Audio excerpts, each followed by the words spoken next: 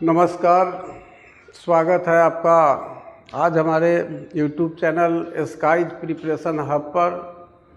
तो जैसा कि हम क्लास 10th के विगत वर्ष के प्रश्न पत्रों का हल हम चैप्टर वाइज कर रहे हैं। चैप्टर वाइज करने से हमारा उस चैप्टर का पूरा कंसेप्ट भी क्लियर हो जा रहा है और आगामी 2026 की वार्षिक परीक्षा में इस चैप्टर से जितने भी प्रश्न आने की संभावना बनती है, लगभग ये पूरी तरह से उसका हमारा तैयारी हो जाता है। यानी हम अपनी संभावनाओं के साथ पूरी तरह से खरा उतरने का हमारा प्रयास है कि आपका एग्ज़ाम में किसी भी चैप्टर से ऐसा कोई प्रश्न आपके सामने नहीं आए जिसको मैंने नहीं पढ़ाया। और इसलिए इसी उद्देश्य से हमने ये आपका चैप्टर हम NCERT के बुक से आपको पढ़ा चुके हैं और उसके बाद हम विगत वर्ष के प्रश्न पत्र जो भी इस चैप्टर से पूछे गए हैं उनका हम व्याख्यात्मक जो है हल कर रहे हैं। तो चलिए, आप लोगों से आग्रह है पुनः कि चैनल को आप सब्सक्राइब कीजिए, क्योंकि सब्सक्राइबर्स बढ़ेंगे तो फिर आपके लिए हम इसको और लंबा खींचकर ले जा सकते हैं, एग्ज़ाम तक ले जा सकते हैं और एग्ज़ाम के आगे भी हमारी आप लोगों के लिए जो योजना है उस योजना में हमें सफलता तभी मिलेगी जब सब्सक्राइबर बढ़ेंगे। तो चलिए, हम 38 बहुविकल्पीय प्रश्नों का हल कर चुके हैं और इस चैप्टर से आपको रासायनिक अभिक्रिया जो ये चैप्टर है और इस चैप्टर से 38 ऑब्जेक्टिव प्रश्न जो है 2011 से लेकर के और 2025 तक पूछे गए थे और इसलिए इससे बाहर एक भी प्रश्न जो है ऑब्जेक्टिव पूछने की कोई संभावना नहीं बनती है। और ऑब्जेक्टिव के बाद हम लघुत्तरीय प्रश्न शॉर्ट आंसर टाइप क्वेश्चंस के प्रश्नों का हल करेंगे। तो चलिए, पहला जो प्रश्न है हमारा कि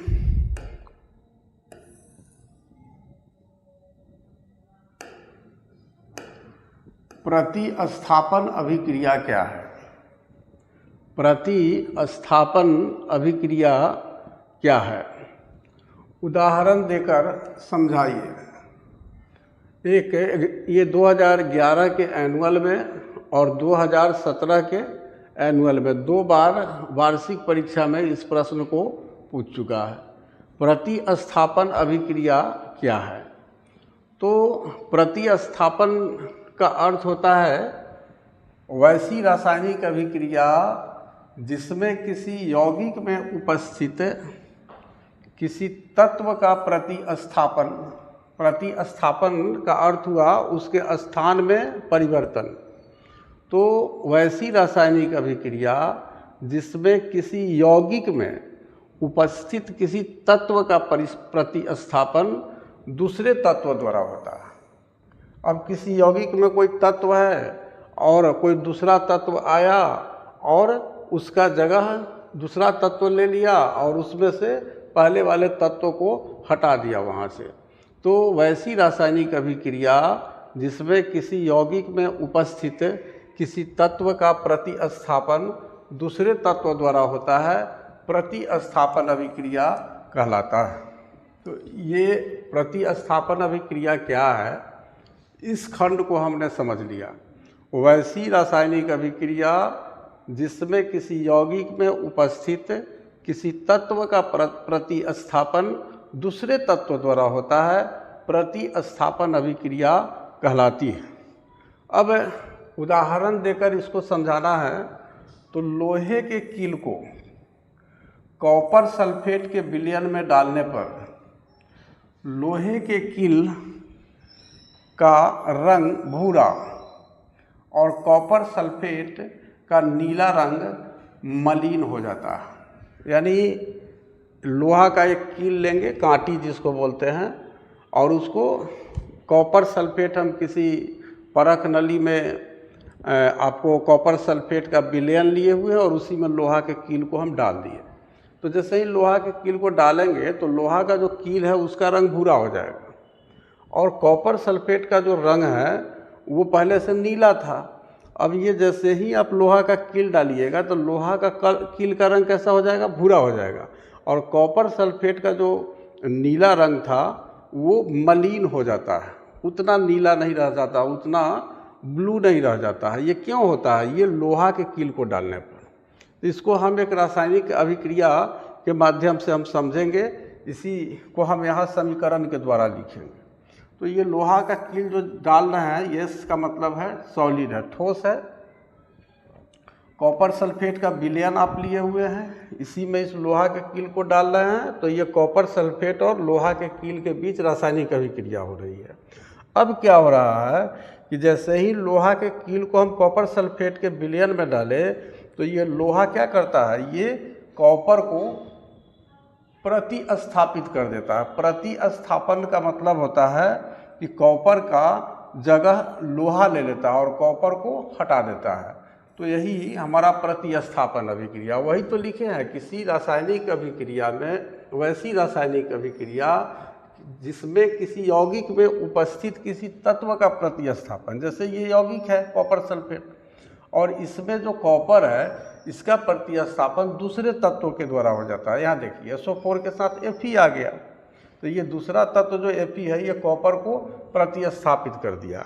तो इस प्रकार धातु द्वारा अम्ल से H का विस्थापन भी होता है। इसी प्रकार धातु द्वारा अम्ल से H का विस्थापन भी होता है। अब जैसे दूसरा एग्जाम्पल दे करके यहाँ समझा रहा है, जैसे यहाँ पर देख रहे हैं कि सोडियम क्या है, धातु है, और ये हाइड्रोक्लोरिक अम्ल है। हाइड्रोक्लोरिक अम्ल और सोडियम के बीच जब रासायनिक अभिक्रिया होती है तो फिर यहाँ H को प्रतिस्थापित कर दिया, H को हटा दिया। कौन हटा दिया? सोडियम। और जहाँ H था वहाँ पर ये देखिए सोडियम अपना जगह बना लिया, ये वाला सोडियम। तो यहाँ अम्ल में अगर हम धातु को डालते हैं, जैसे सोडियम को डालें, तो H का विस्थापन होता है। तो यह भी प्रतिस्थापन अभिक्रिया है, क्योंकि इसमें H का प्रतिस्थापन किसके द्वारा होता है? सोडियम के द्वारा होता है। फिर एग्जाम्पल दे रहा है यहाँ पर कि ZnS ये जिंक है, जस्ता सॉलिड है, और फिर यहाँ देखिए H2SO4 ये फिर अम्ल है, और अम्ल है। अब फिर यहाँ से भी हाइड्रोजन को विस्थापित कर दिया, हटा दिया हाइड्रोजन को। ये H2SO4 जो सल्फ्यूरिक अम्ल है, या सल्फ्यूरिक अम्ल को गंधकाम्ल भी कहा जाता है। तो देखिए जिंक क्या किया, हाइड्रोजन को हटा करके जिंक जो है अपना स्थान बना लिया। तो जिंक हाइड्रोजन को प्रतिस्थापित कर देता है। तो इस तरह से प्रतिस्थापन अभिक्रिया को हमको उदाहरण देकर समझाना था, तो हमने एक 3 उदाहरण यहाँ पर दिया। तो आप 2 उदाहरण भी यदि देंगे तो भी आपका आंसर पूरा हो जाएगा, क्योंकि ये आपको लघुत्तरीय प्रश्न है। इसमें क्या होता है कि कम क्रियाशील अधातु का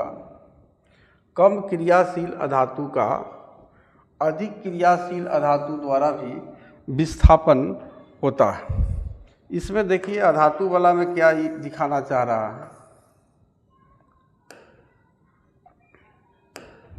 क्या है? कम क्रियाशील अधातु अधिक क्रियाशील अधातु द्वारा भी विस्थापन होता है। यानी जो अधातु कम क्रियाशील है, कम क्रियाशील का मतलब है कि उसका जो रिएक्टिविटी है उसकी जो रिएक्टिविटी है, जो क्रियाशीलता है, वह क्या है? कम है उस अधातु का। तो उस अधातु का क्या होता है कि जो अधिक रिएक्टिव होता है, जो तेज़ी से अभिक्रिया करने वाला अधातु होता है, वो विस्थापित कर देता है, हटा देता है। जैसे यहाँ देखिए सोडियम ब्रोमाइड है, इसमें ब्रोमीन क्या है? अधातु है। यहाँ आप देख रहे हैं कि क्लोरीन क्या है? आप यहाँ देख रहे हैं कि अधातु है। अब ये जो है क्लोरीन अधिक क्रियाशील आपको अधातु है ब्रोमीन से क्लोरीन अधिक क्रियाशील अधातु है। तो ये क्या किया? अधिक क्रियाशील जो अधातु है क्लोरीन, यह ब्रोमीन को विस्थापित कर दिया, इस अधातु को, और अपना जगह बना लिया। तो इस अभिक्रिया को भी हम प्रतिस्थापन अभिक्रिया कहेंगे। तो हमने धातु के आधार पर देखा प्रतिस्थापन अभिक्रिया को, और अधातु के आधार पर भी हमने क्रिया आपको देखा प्रतिस्थापन अभिक्रिया को। तो इस तरह से ये सोडियम ब्रोमाइड है, ये आपको क्लोरीन है, ये सोडियम क्लोराइड है और ये ब्रोमीन है। उसके बाद हम चलते हैं अगले प्रश्न की तरफ।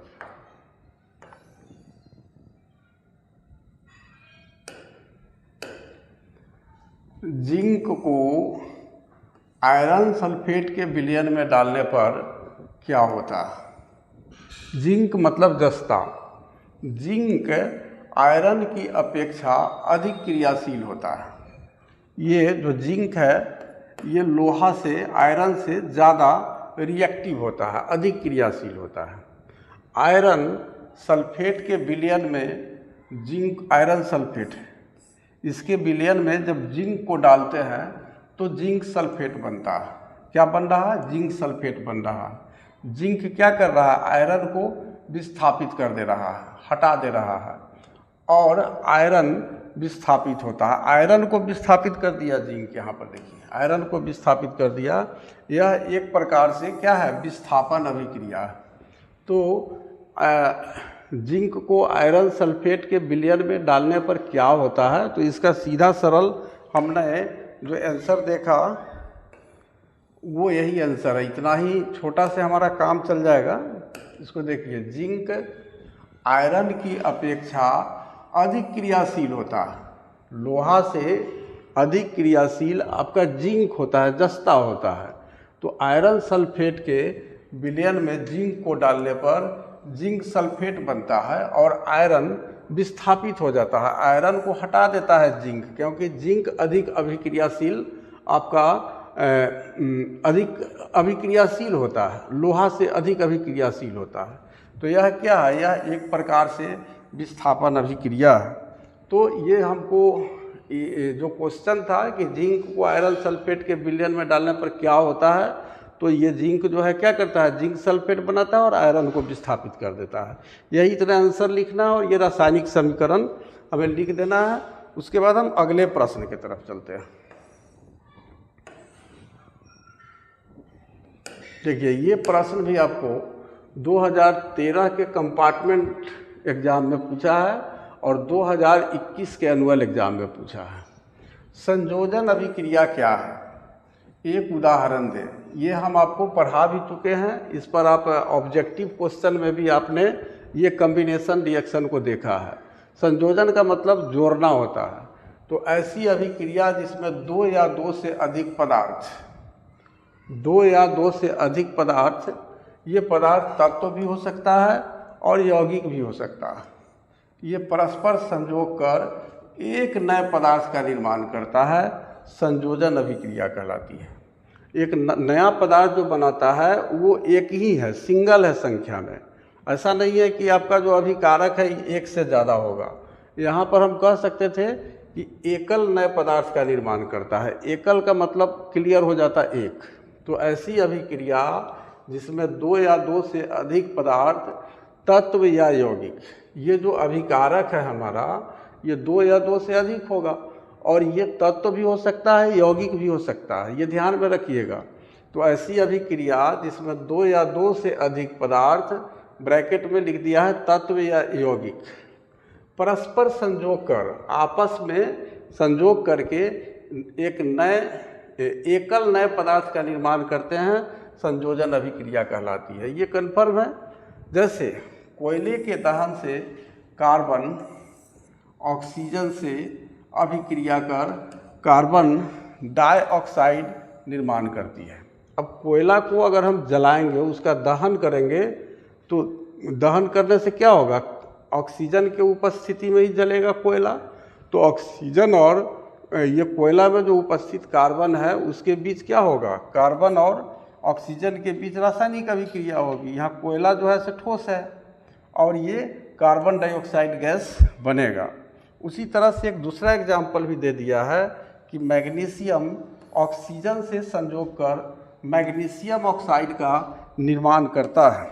यहाँ आप देख रहे हैं मैग्नीशियम है, सॉलिड है, ठोस है और जब इसको ऑक्सीजन की उपस्थिति में मैग्नीशियम को जलाया जाता है तो मैग्नीशियम और ऑक्सीजन के बीच रासायनिक अभिक्रिया हो जाती है और यहाँ मैग्नीशियम ऑक्साइड ठोस रूप में हमें सॉलिड फॉर्म में प्राप्त होता है। तो इस तरह से ये कम्बिनेशन रिएक्शन है, इसमें जितना अभिकारक होता है 2 या 2 से अधिक वो कंबाइन होकर के और एक सिंगल आपको पदार्थ बनाता है, सिंगल प्रतिफल बनाता है या सिंगल उत्पाद बनाता है।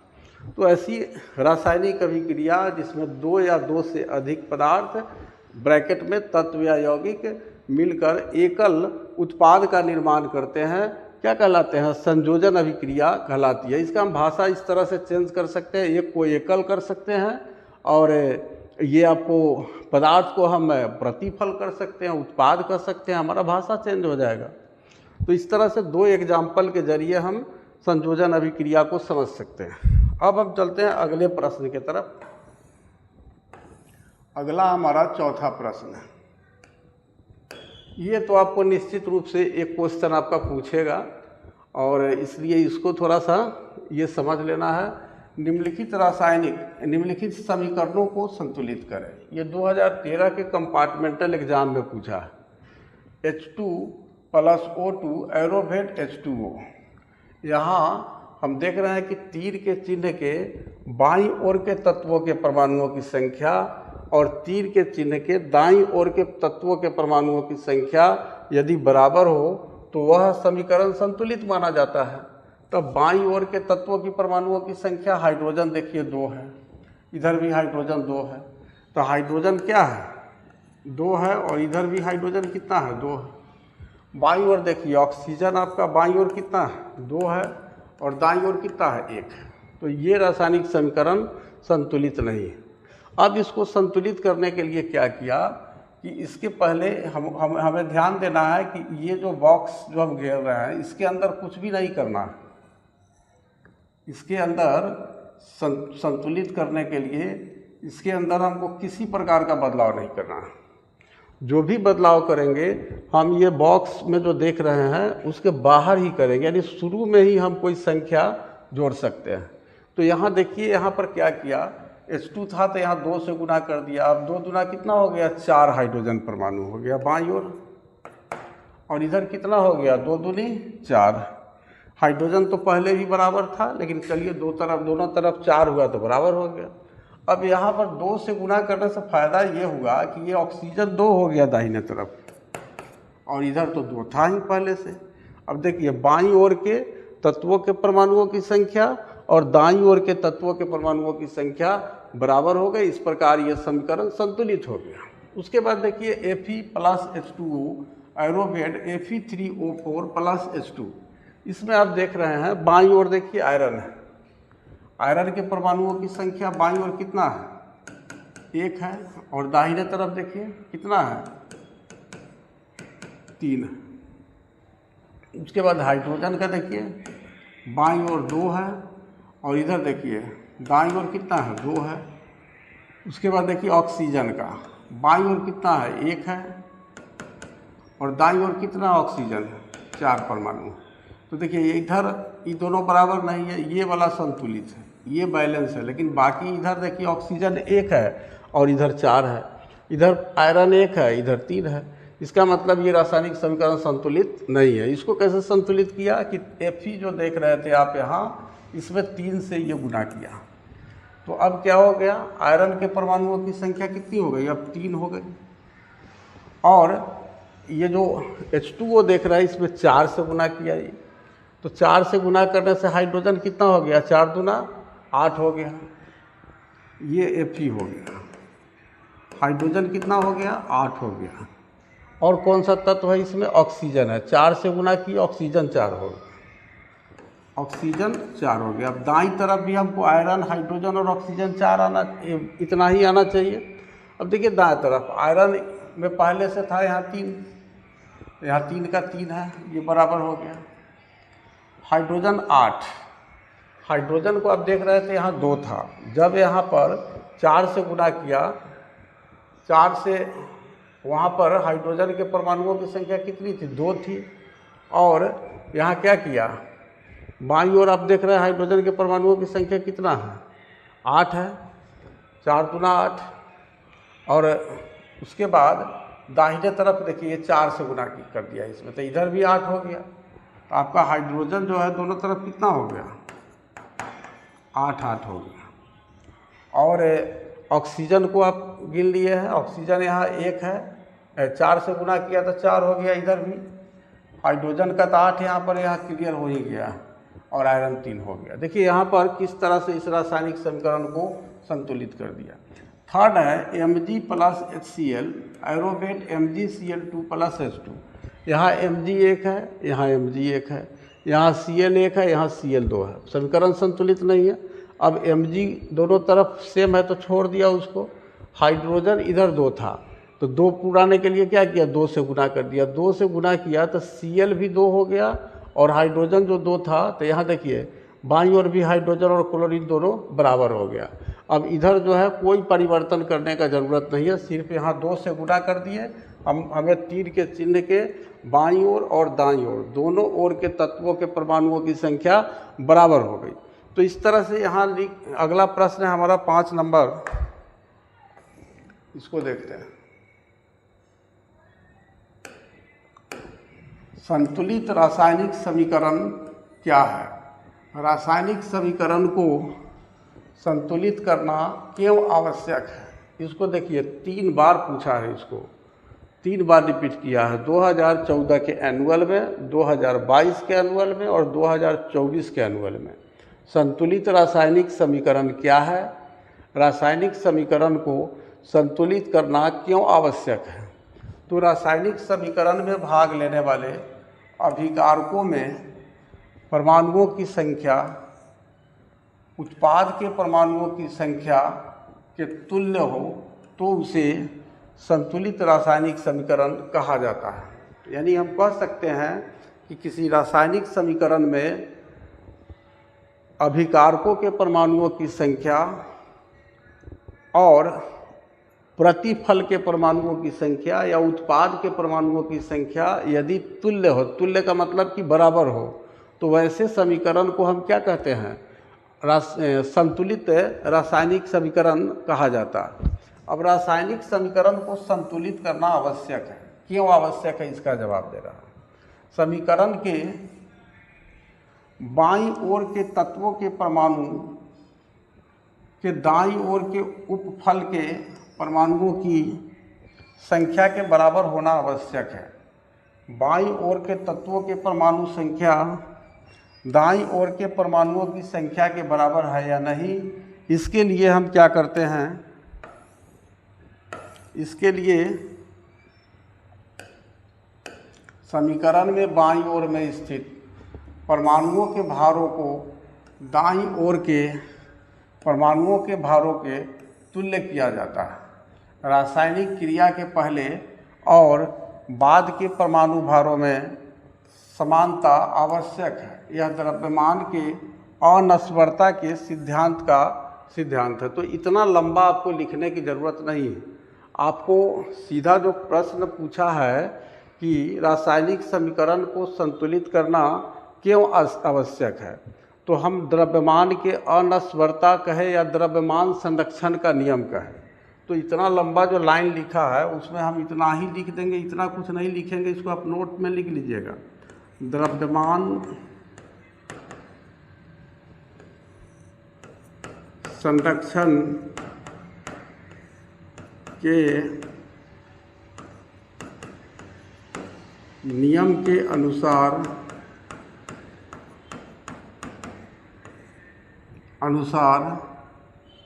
द्रव्यमान संरक्षण के नियम के अनुसार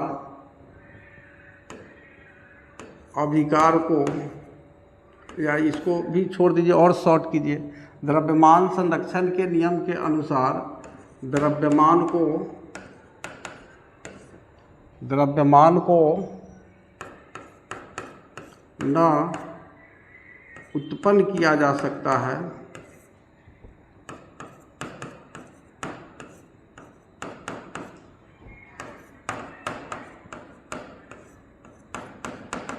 और न ही नष्ट किया जा सकता है।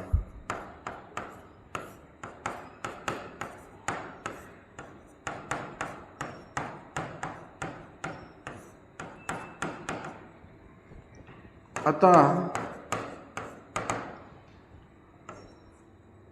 रासायनिक समीकरण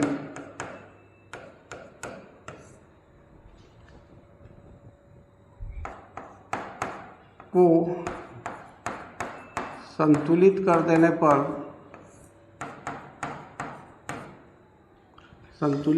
पर अभिकारकों और उत्पादों के द्रव्यमान बराबर हो जाते हैं। बराबर होने का मतलब है कि ना हमने बढ़ाया और ना ही घटाया, यानी द्रव्यमान को हमने ना उत्पन्न किया और ना ही नष्ट किया, द्रव्यमान बराबर हो जाता है। इसलिए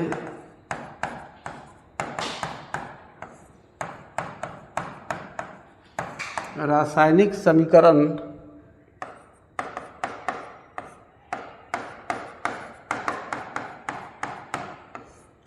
को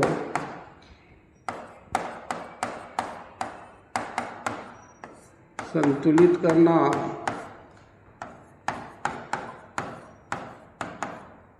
आवश्यक होता है। हमारा जो संतुलित रासायनिक समीकरण किसे कहते हैं, उसके उसी प्रश्न के ये दूसरा खंड था कि रासायनिक समीकरण को संतुलित करना क्यों आवश्यक है। तो इसको हमने ये जो लिखा है, ये आप इस भाषा को लिखेंगे आपको थोड़ा समझने में परेशानी होगी, इसलिए सीधा लिखिएगा कि द्रव्यमान संरक्षण के नियम के अनुसार द्रव्यमान को न उत्पन्न किया जा सकता है और न ही नष्ट किया जा सकता है। अतः रासायनिक समीकरण को संतुलित करने पर अभिकारकों और उत्पादों के द्रव्यमान बराबर हो जाता है। इसलिए रासायनिक समीकरण को संतुलित करना आवश्यक होता है।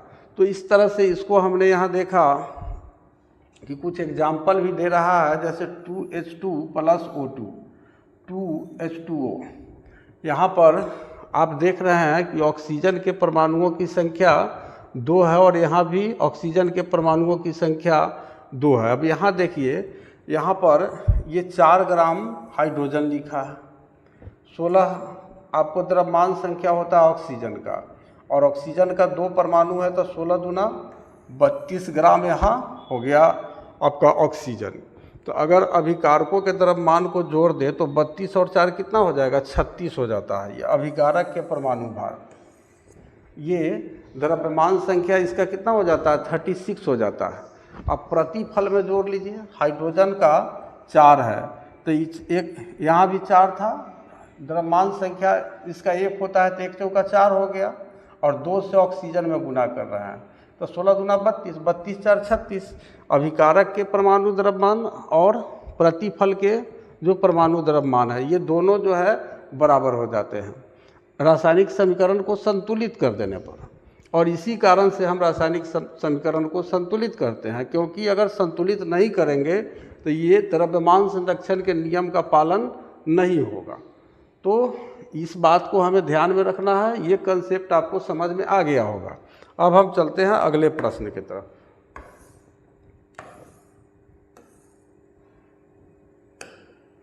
हमारा 6ठा प्रश्न, श्वसन क्रिया को ऊष्माक्षेपी अभिक्रिया क्यों कहा जाता है। ये 2015 के कंपार्टमेंटल एग्जाम में पूछा है।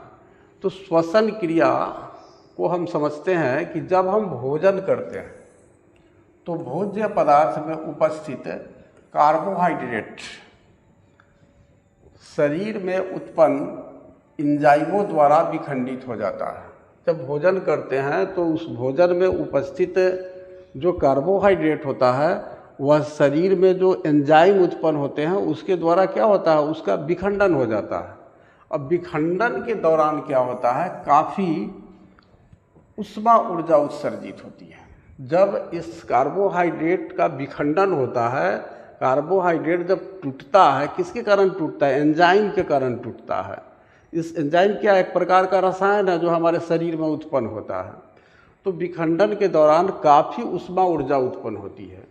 और कार्बोहाइड्रेट के विखंडन से क्या बनता है? ग्लूकोज बनता है।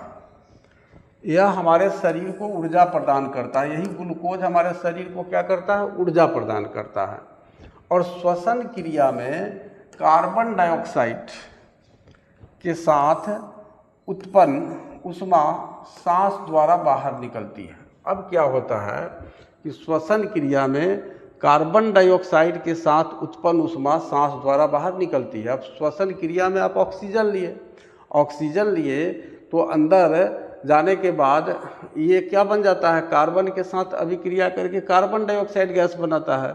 और उसी कार्बन डाइऑक्साइड गैस के साथ ये कार्बोहाइड्रेट के विखंडन से जो ऊष्मा उत्पन्न होती है वो बाहर निकलती है। और आप मुंह से आप फूंक करके देखिए हाथ पर, आपको गर्मी का एहसास होगा। नाक से भी आप हवा बाहर निकाल के देखिए, गर्मी का एहसास होगा। इसका मतलब है कि अंदर कार्बोहाइड्रेट के विखंडन से जो ऊष्मा उत्पन्न हुआ था वही ऊष्मा सांस में जो हम ऑक्सीजन को लेते हैं और ऑक्सीजन को लेने के बाद जब कार्बन डाइऑक्साइड गैस बाहर निकलती है तो उसी के साथ ये जो ऊष्मा है वह बाहर निकल जाती है। और यही कारण है कि श्वसन क्रिया को ऊष्माक्षेपी अभिक्रिया कहते हैं। वैसी रासायनिक अभिक्रिया जिसमें ऊष्मा उत्पन्न होती है ऊष्माक्षेपी अभिक्रिया कहलाती है। तो इस तरह से हम अपने भाषा में इसको लिख सकते हैं कि जब हम भोजन करते हैं तो भोजन में उपस्थित कार्बोहाइड्रेट का विखंडन होता है। कार्बोहाइड्रेट का विखंडन शरीर में उत्पन्न एंजाइमों के द्वारा होता है और इस प्रक्रिया में ऊष्मा की बहुत बड़ी मात्रा उत्पन्न होती है। और जब हम सांस के रूप में ऑक्सीजन लेते हैं तो शरीर के भीतर कार्बन डाइऑक्साइड गैस के रूप में जब वह शरीर से बाहर निकलती है तो उसी कार्बन डाइऑक्साइड के साथ यह ऊष्मा हमारे शरीर से बाहर निकलती है। तो यही चूँकि इसमें ऊष्मा उत्पन्न हो रहा है, इसमें हम जोड़ सकते हैं कि चूँकि इसमें ऊष्मा उत्पन्न हो रहा है इसलिए श्वसन क्रिया को ऊष्माक्षेपी अभिक्रिया कहा जाता है। और बढ़िया ढंग से हम इसको अपने भाषा में लिख सकते हैं। हमारा उद्देश्य है कि इस प्रश्न के कॉन्सेप्ट को समझाना। और इस तरह से अगले प्रश्न की तरफ हम चलते हैं। ये आपका जो क्वेश्चन है प्रीवियस ईयर का, पिछले साल का, तो इसका हल करना तो हमारा एक बहाना है। हम ये क्वेश्चन के लिए इसको ले रहे हैं और उसने जो आंसर लिखा है उसको अपने भाषा में हमें लिखना सीखना है। तो अपचयन उपचयन ये दोनों अभिक्रिया, अगर अपचयन और उपचयन, इसी को ऑक्सीकरण और अवकरण भी कहते हैं। अपचयन और उपचयन के जगह ऑक्सीकरण और अवकरण भी आपको दे सकता है, ऑक्सीडेशन एंड रिडक्शन, क्योंकि दोनों एक साथ होता है, रिडक्शन और ऑक्सीकरण, ऑक्सीडेशन। तो देखिए रेडॉक्स दोनों एक साथ हो रहा है। अपचयन उपचयन अभिक्रिया क्या है? ये 2016 के कंपार्टमेंट एग्जाम में पूछा है। उपचयन और अपचयन अभिक्रियाएं अकेले नहीं बल्कि दोनों साथ साथ होती है। इन्हें रेडॉक्स अभिक्रिया या उपचयन अपचयन अभिक्रिया कहते हैं। यानी हम कह सकते हैं, इसकी भाषा को आप छोड़ दीजिए, सीधे कह सकते हैं कि वैसी रासायनिक अभिक्रिया जिसमें उपचयन और अपचयन दोनों साथ साथ होती है रेडॉक्स अभिक्रिया कहलाती है। वो क्या कहलाती है? रेडॉक्स अभिक्रिया कहलाती है, जो नीचे दिए गए उदाहरणों से स्पष्ट होगा। यहाँ पर आप देख रहे हैं कि यहाँ देखिए इस उदाहरण से ही स्पष्ट होता है। ऑक्सीकरण, देखिए यहाँ लिख दिया ऑक्सीकरण। हम बोले थे आपको कि उसी को उपचयन कहते हैं ऑक्सीकरण को, और अवकरण नीचे लिख दिया, अपचयन यहीं पर लिख दिया, आपको कंफर्म कर दिया। यहाँ देखिए कॉपर ऑक्साइड है और हाइड्रोजन के बीच रासायनिक अभिक्रिया हो रही है। तो जब किसी तत्व के साथ ऑक्सीजन जुड़ता है, जब किसी तत्व के साथ ऑक्सीजन जुड़ता है तो हम कहते हैं कि वह अभिक्रिया ऑक्सीकरण अभिक्रिया कहलाती है। तो यहाँ हाइड्रोजन के साथ ऑक्सीजन जुड़ता है तो यहाँ पर हाइड्रोजन का क्या हो रहा है? ऑक्सीकरण हो रहा है। यहाँ तीर के निशान से दिखा दिया कि ये हाइड्रोजन का क्या हो रहा है, ऑक्सीकरण हो रहा है, क्योंकि हाइड्रोजन के साथ ऑक्सीजन जुड़ रहा है। और वैसी रासायनिक अभिक्रिया जिसमें ऑक्सीजन हटता है, ऑक्सीजन का ह्रास होता है, अवकरण कहलाता है, रिडक्शन रिएक्शन कहलाता है। तो यहाँ देखिए कॉपर ऑक्साइड में यहाँ ऑक्सीजन था, अब यहाँ देखिए ये ऑक्सीजन कॉपर से हट गया, ये हाइड्रोजन के साथ चला गया। तो ऑक्सीजन अगर जुड़ता है तो वह ऑक्सीकरण अभिक्रिया हुआ, और ऑक्सीजन अगर उसका ह्रास होता है, ऑक्सीजन अगर हटता है तो वो आपका अवकरण अभिक्रिया होता है, अपचयन होता है। तो एक आपका हाइड्रोजन का उपचयन हो रहा है और यहाँ कॉपर का क्या हो रहा है, इससे ऑक्सीजन हट रहा है तो कॉपर का अपचयन हो रहा है। या ये भी कह सकते हैं कि हाइड्रोजन का ऑक्सीकरण हो रहा है और कॉपर का अवकरण हो रहा है। तो यहाँ देखिए कि ऑक्सीकरण और अवकरण अभिक्रिया दोनों एक साथ हो रही है। इस अभिक्रिया में कॉपर ऑक्साइड से ऑक्सीजन का निकास होता है, इससे हट गया, अतः कॉपर ऑक्साइड का अपचयन हो रहा है। ये कॉपर ऑक्साइड का क्या हो रहा है, इसका अपचयन हो रहा है या अवकरण हो रहा है। निष्कासित ऑक्सीजन जो है, इससे जो ऑक्सीजन निकल रहा है, यह हाइड्रोजन का संयोग हो रहा है, अतः ये जो हाइड्रोजन है उसका क्या हो रहा है, उपचयन हो रहा है। तो इस प्रकार देखा जाता है कि उपचयन अपचयन अभिक्रियाएं अकेले नहीं होती है। इस तरह की अभिक्रिया को रेडॉक्स अभिक्रिया भी कहा जाता है। तो इस तरह से रेडॉक्स रिएक्शन का जो कंसेप्ट है इसको आप समझ गए होंगे। उसके बाद हम चलते हैं अगले प्रश्न की तरफ।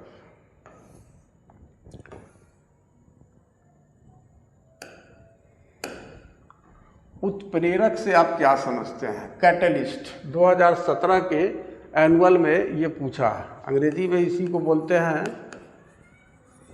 कैटलिस्ट बोलते हैं, उत्प्रेरक। अब वैसे पदार्थ जो किसी रासायनिक अभिक्रिया की गति को तेज कर देते हैं, जैसे पोटेशियम क्लोरेट को गर्म करने पर धीमी गति से ऑक्सीजन निकलती है, KClO3 पोटेशियम क्लोरेट, इसको यदि हम गर्म करें तो धीरे धीरे ऑक्सीजन निकलती है। लेकिन अगर इसको हम गर्म करते हैं तो पोटेशियम क्लोरेट को अगर हम गर्म करते हैं, हीट करते हैं, तो इससे जो ऑक्सीजन है वह धीरे धीरे निकलती है। लेकिन दूसरे साथ मैग्नीज डाइऑक्साइड मिलाकर गर्म किया जाता है, लेकिन इसी पोटेशियम क्लोरेट में अगर मैग्नीज डाइऑक्साइड को मिला दिया जाए तो तीव्र गति से ऑक्सीजन निकलता है, यही ऑक्सीजन तेजी से निकलने लगता है। तो मैग्नीज डाइऑक्साइड क्या है, ये उत्प्रेरक का कार्य कर रहा है। ये क्या कर रहा है, ये अभिक्रिया के दर को बढ़ा दे रहा है। तो हम कह सकते हैं कि वैसे पदार्थ, ये मैग्नीज डाइऑक्साइड यहाँ उत्प्रेरक का कार्य कर रहा है।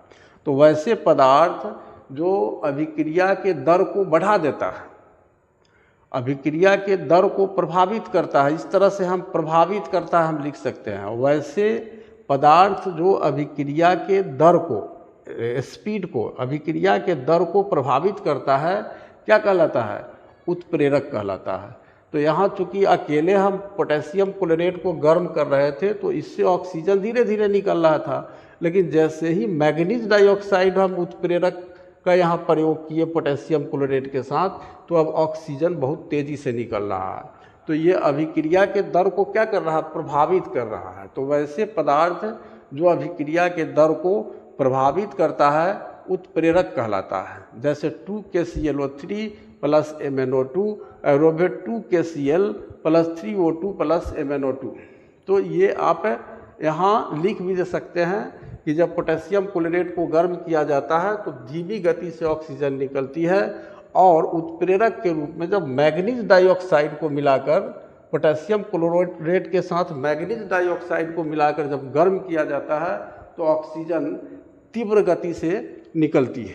तो इस तरह से हम इस को अपने भाषा में लिख सकते हैं। उसके बाद हम चलते हैं अगले प्रश्न, 9वें प्रश्न की तरफ। आज हम 10 प्रश्न इसका करेंगे, क्योंकि 38 ऑब्जेक्टिव क्वेश्चन इस चैप्टर से पूछा है और 31 जो है आपका ये लघुत्तरीय प्रश्न पूछा है। तो हमें चूँकि वीडियो लंबा हो जाएगा इसलिए 10-10 करके हम तीन लेक्चर में आपके लघुत्तरीय प्रश्नों को समाप्त करेंगे। इन अभिक्रियाओं के लिए समीकरण लिखें। देखिए, भाप के साथ लोहा, भाप के साथ लोहा को गर्म करने पर हाइड्रोजन गैस मुक्त होती है। देखिए, यहाँ लोहा लिया और यहाँ भाप लिया, तो ये क्या होगा, ये भाप और लोहा के बीच रासायनिक अभिक्रिया होगी और आयरन ऑक्साइड बनेगा और हाइड्रोजन गैस मुक्त होगी। तो ये आप समीकरण लिख लीजिएगा। दूसरा है आपका यहाँ देखिए, ये जल के साथ कैल्शियम की अभिक्रिया से हाइड्रोजन गैस मुक्त होता है। जैसे जल के साथ कैल्शियम की अभिक्रिया, तो कैल्शियम हो गया आपका Ca और प्लस H2O, जल के साथ इसके बीच अगर रासायनिक अभिक्रिया हो रही है तो क्या होता है, इसमें आपको कैल्शियम ऑक्साइड बन जाएगा, कैल्शियम ऑक्साइड बन जाएगा और क्या होगा, हाइड्रोजन गैस आपको मुक्त हो जाएगा। तो इस तरह से हम एक रासायनिक अभिक्रिया लिख करके इसको पूरा कर सकते हैं। उसके बाद हम चलते हैं अगले प्रश्न के तरफ।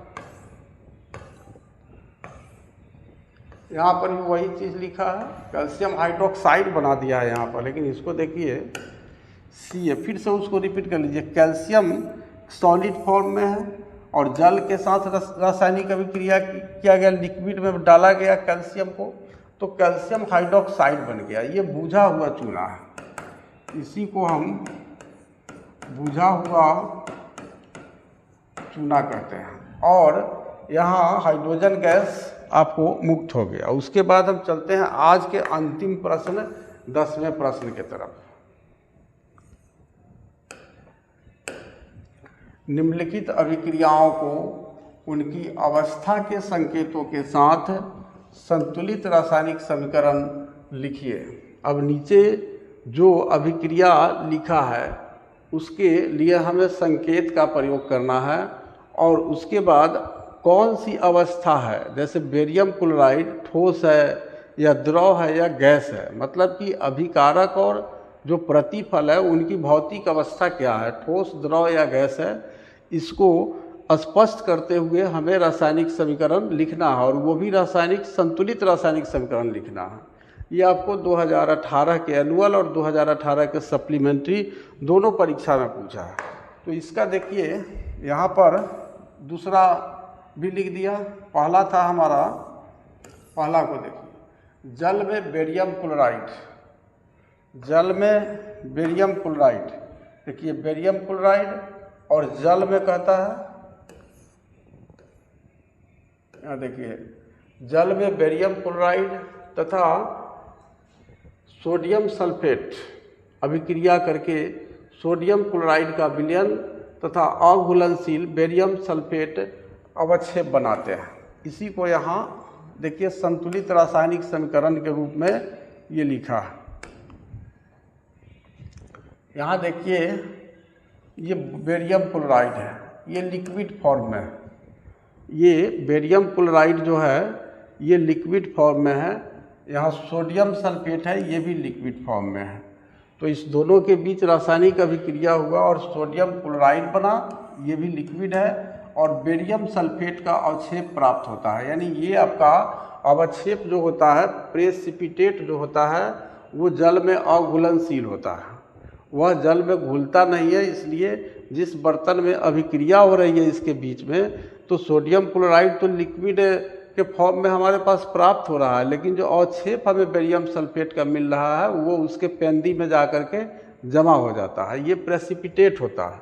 दूसरा जो दिया है कि सोडियम हाइड्रोक्साइड का विलयन, सोडियम हाइड्रोक्साइड का ये लिक्विड है, हाइड्रोक्लोरिक अम्ल के विलयन से अभिक्रिया करके, देखिए हाइड्रोक्लोरिक अम्ल का ये लिक्विड फॉर्म है, अभिक्रिया करके क्या बनाता है, सोडियम क्लोराइड का ये लिक्विड फॉर्म बनाता है और इसमें जल बनाता है जो ये भी लिक्विड फॉर्म में है।